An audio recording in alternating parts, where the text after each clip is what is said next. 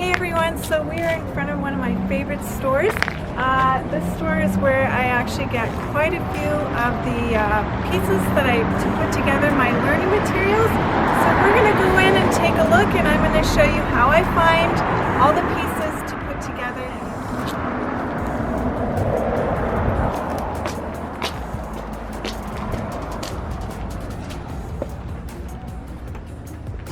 A big thank to Jess, the owner. He actually opened up for us before any of his clients come in. So big thank you to Jess, and it gives us free room to just explore and look around, and I explain exactly how I find these learning materials that you can easily put together for your little ones. So how about we start over here?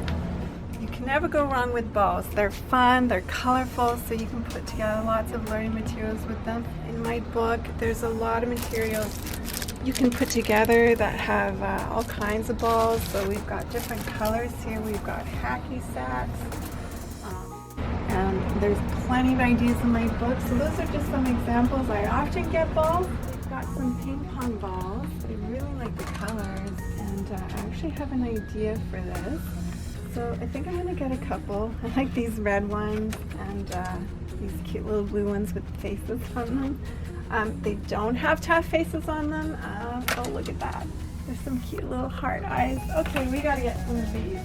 Actually, over in this section, there's some golfing pins that I really liked down here. I have an idea for this, if you can see. I'm going to show you how to make a material with this. There's so many great things to find in dollar stores like these. This is a great piece. You can actually put it upside down like this, and it's got little holes here.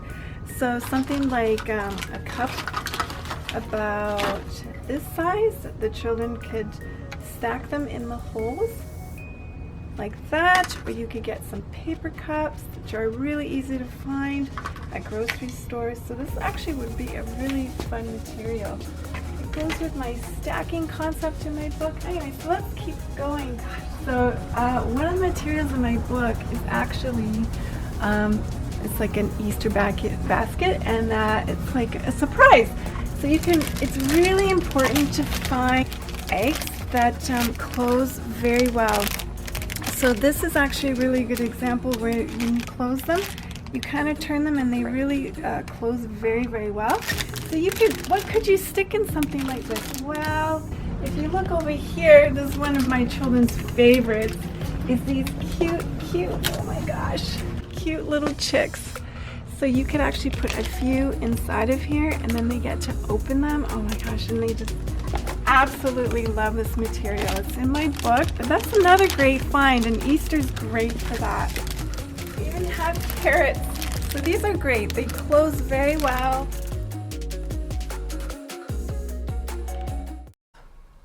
Hi everybody. So we're just going to pause from the video where I'm going into the dollar store and I'm showing you how I find different pieces to put materials together.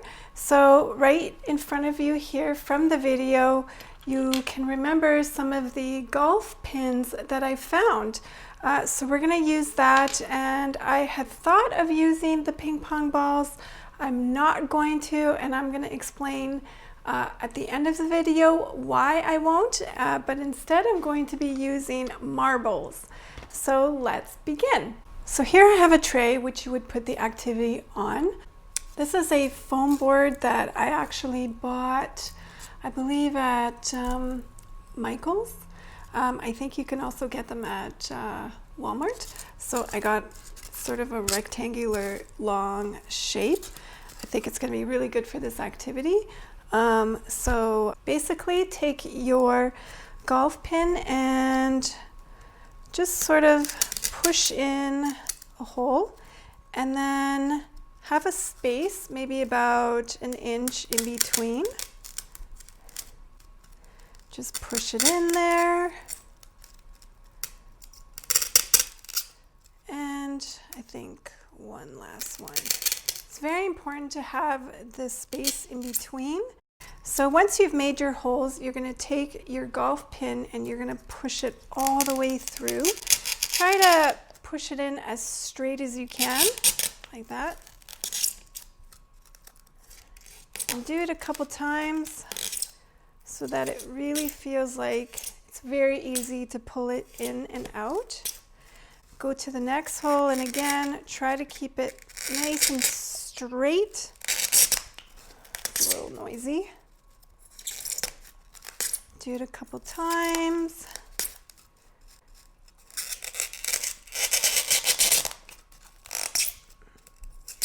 Like so. And you kind of feel like if it's coming out tight or if it's coming out nice and easy, and you want it to be nice and easy. Oh dear, let's push that one not as straight. Yeah, that feels really good.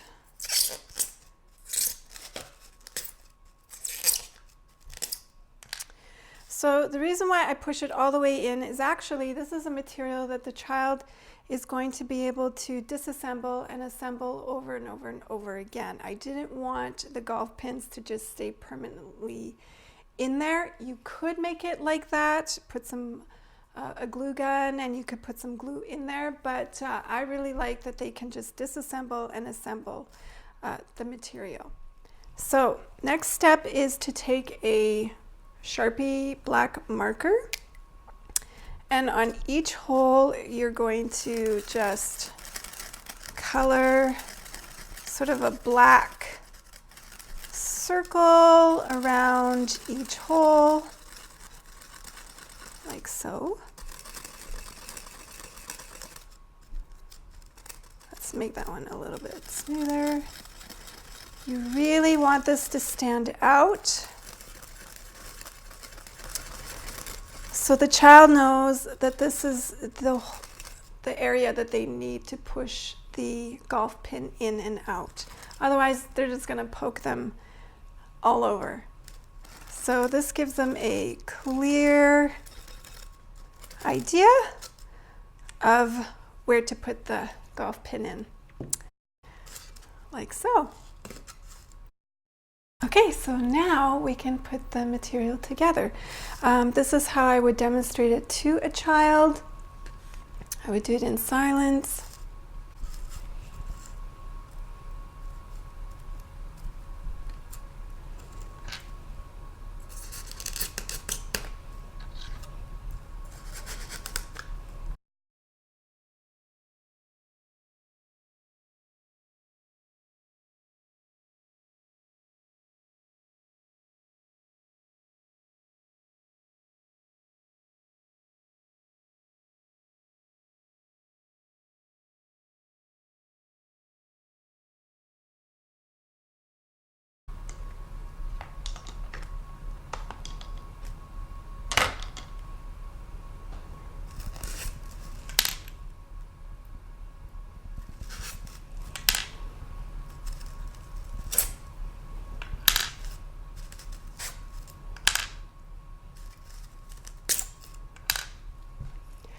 And voila, there you go. Here's a learning material where I found some golfing pins at the dollar store. I've got some marbles, which you can easily find at dollar stores. I was going to use the ping pong balls, but I did try this material with the children, which is what I do. I always test out my materials with the children, and then I see how they're doing with it. Maybe I need to make some changes. And what I found with the ping pong balls is because they're so light, they would just roll off or fall off. And so when I tried the marbles, I felt that that was a more solid mass, and sure enough, when the kids placed the marbles, it would stay. The children really enjoyed this activity when they tried it out. The little ones, like my 2.5-year-olds, sometimes they would push the golfing pins a little crooked and then it would get stuck. So when you're demonstrating, really emphasize that movement where you push the golf pin in straight down and then you can pull it out. But if your 2.5-year-olds are struggling with this activity, I would just do it with an older child, like 3 and up. If you wanted to further challenge an older child, I would introduce tongs with this activity. So instead of using their hands to place the balls on the golf pins, they would use the tongs to place them on the golf pins and then place them back. So that would really further challenge this activity. The skills that the child gains from this activity are many, many skills. Placement, order, concentration, fine motor skills, and how things are assembled and disassembled, the order of that. And I think that's really good for children to be introduced to how things are assembled and disassembled. I want to create more learning materials for that because I think it's in their environment a lot. So I'll be expanding that concept more and more, but this is the first one I've kind of created where they assemble and disassemble. Anyways, enjoy making this learning material in the children in your care and continue watching the video for more tips.